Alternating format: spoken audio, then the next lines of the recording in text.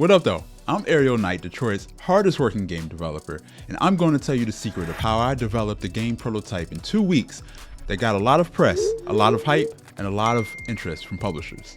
So it's been about 6 months since we created this prototype. We created the prototype, we took it to GDC, it got a lot of really good attention. After that, we took it back and reevaluated how long and what it's really going to take to finish this game. The game is titled Ariel Knight's Dropshot, a fast-paced action shooter that takes place in the sky, where the characters get pushed out of a plane and the first one to the ground wins. Just to note, this is my third game as an indie developer.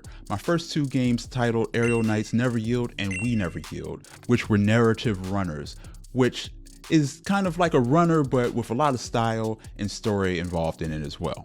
Just noting that to let you know that I've done this before, I've launched on multiple platforms, and I have quite a bit of experience when it comes to creating things quickly. The goal moving forward into Dropshot was to create something a little bit different, but kept the same vibe and style as my previous titles. After the successful launch of We Never Yield that launched on multiple platforms, I took a bit of a break and came back in January. With a few of my friends, we created rapid prototypes.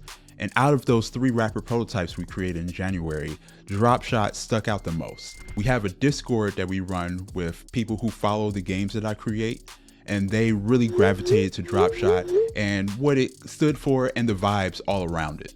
So you might be asking, that's a really simple game. Why did it get so much attention? Why is there so much hype around this game? And my answer is, there's hype around it because it's so simple.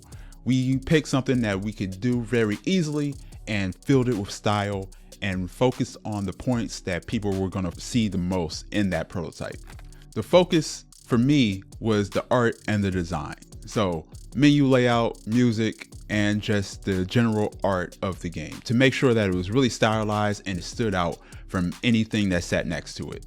That's how we stood out, and that's how we created a prototype that drew the eye of publishers and the press. Standing out is the most important part. Before we even took the prototype to GDC, we uploaded the prototype to our Discord to get feedback from players themselves, to see what they gravitated to see what we need to refine and focus on the most. Because at the end of the day, the players wanting to play it and thinking that it's cool is the most important part.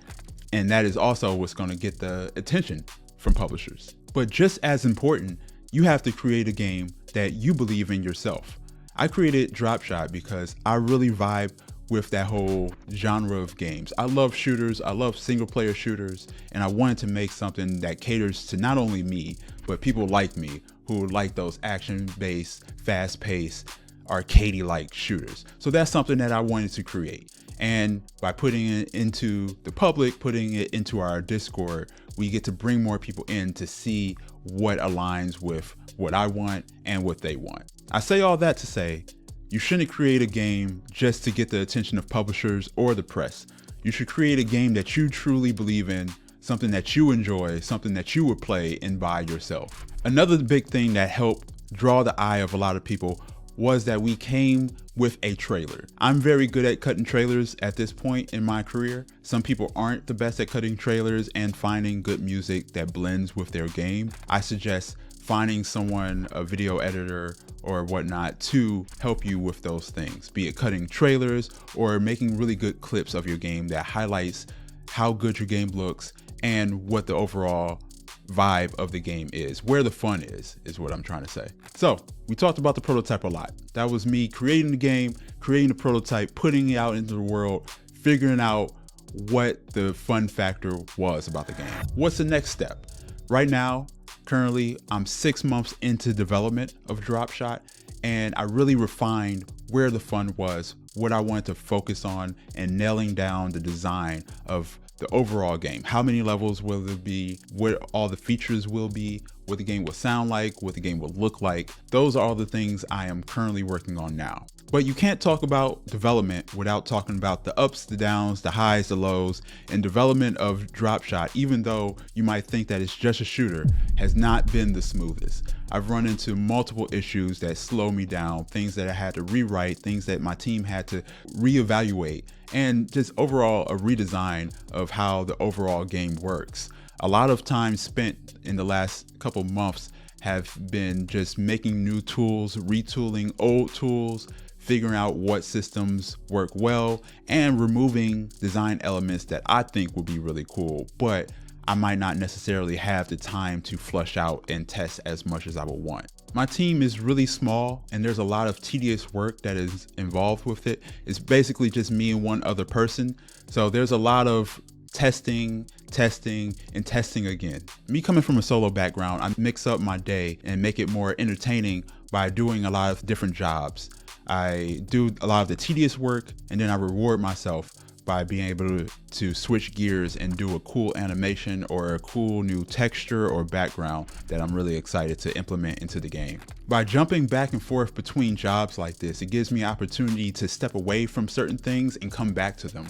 There's been many times where I've done an animation, went off to do some tedious work or review some code or something like that, and then come back to that animation with fresh eyes, which I think helps me out a lot with nailing down my vision and the tone. My goal is to incorporate the players themselves, the people in our Discord, into game development a lot more. I want to hear from them. I want to post more prototypes and demos for them to play and give feedback and feel really included in the game development process, rather than me make the whole game, give it to them, and then them telling me everything that's wrong with it. I want them to help guide me along the way and point me in the direction of the things that they really gravitate to and like the most about the game, so I can make more of those things. I've only been working on Dropshot for the last 6 months.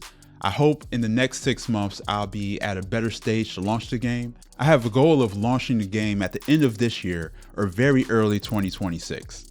But who knows? You might be watching this years from now and the game's already out and it's a major success, or it's a game you never heard of and this is just giving you more inspiration to check it out. Some of the biggest challenges I still have is how many levels I wish to create. I have a goal of 50 levels. That seems like a lot. I really want players to have abundance of materials and levels to play and a lot of content to dive into.